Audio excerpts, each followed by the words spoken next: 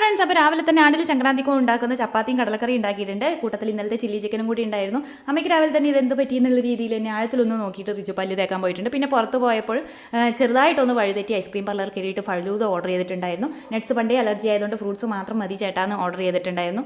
ഒരാവശ്യം ഉണ്ടായിരുന്നില്ല ഈ പെരുമഴയത്ത് ഇത് വാരിക്കോരി തിന്നാൻ വേണ്ടിയിട്ട്. അല്ലെങ്കിൽ നമ്മൾ നടക്കുന്ന നടവഴിയിലാണല്ലോ ഇവർ ഇങ്ങനത്തെ ഷോപ്പൊക്കെ കൊണ്ടിടുക. അതാണ് എൻ്റെ വഴിതെറ്റി അങ്ങോട്ടേക്ക് കയറിയിട്ടുണ്ടായിരുന്നത്. അല്ലെങ്കിൽ ഞാനത് കഴിക്കില്ലായിരുന്നു. തൊണ്ടവേദന ബാക്കിയായത് മിച്ചം. പിന്നെ ഉച്ചയ്ക്ക് നമ്മൾ മമ്പയർ കറിയും മീൻ പൊരിച്ചതും പിന്നെ വെണ്ടക്കയും പയറും കൂടി വറവാക്കിയതും കൂടിയാണ് കഴിച്ചിട്ടുണ്ടായിരുന്നത്. അച്ചാറുണ്ടായില്ലായിരുന്നു. പിന്നെ നമ്മൾ വൈകുന്നേരം ചോളം പുഴുങ്ങിയത് ഒരു 3-4 പീസ് ഞാൻ അങ്ങ് എടുത്തിട്ട് ഇതുവരെ കാണാത്ത പോലെ കഴിച്ചിട്ടുണ്ടായിരുന്നു. പപ്സിന് വില കൂടുതലാണെങ്കിലും പപ്സ് തന്നെ വാങ്ങിയിട്ടുണ്ടായിരുന്നു. എന്നിട്ട് ഞാനത് ഫ്രൈ പാനിലിട്ടിട്ട് ഒന്ന് ചൂടാക്കിയെടുത്തു. അടിപൊളിയായിരുന്നു. പിന്നെ രാത്രിക്ക് ചോറ് കഴിച്ചില്ല. നമ്മൾ കപ്പയും മത്തി വറ്റിച്ച് വെച്ചതും കൂടി കഴിച്ചിട്ടുണ്ടായിരുന്നു. അടിപൊളി ടേസ്റ്റ് ആയിരുന്നു. അപ്പോൾ ഇന്ന് ഇത്രയേ ഉള്ളൂ. Okay, bye bye, Tata.